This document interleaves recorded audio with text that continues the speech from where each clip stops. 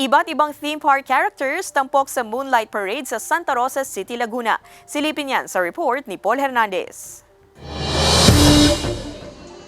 It's an October to remember sa isang theme park sa Santa Rosa, Laguna. Christmas feels na sa kanilang Moonlight Parade na bidang iba't ibang theme park characters. Agaw pansin ang maningning at makukulay na costume. Kaya ang mga manonood hindi magkamayaw sa pagpapapicture. I like the designs that they did with the lights and the dresses. Nararamdaman namin yung Pasko.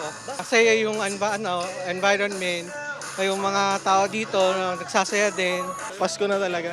Dahil sa ambience pa lang ng hangin sa lamig. May patikim naman na fireworks display at dapat daw pakaabangan ang pagbabalik ng Engranding Sky Wizardry Fireworks Competition na nahinto ng 8 taon. Bahagi raw yan ng selebrasyon ng 28 taon ng theme park. For this year, we want to highlight the Filipino creativity.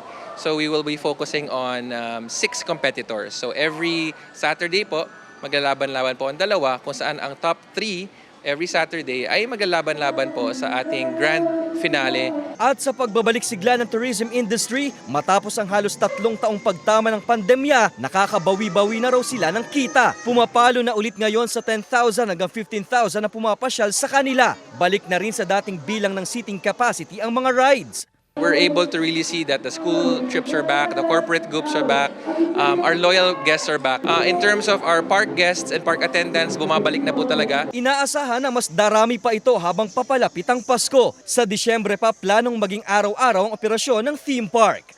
Kasama si Kel Ravaca, Paul Hernandez, Balitang Southern Tagalog.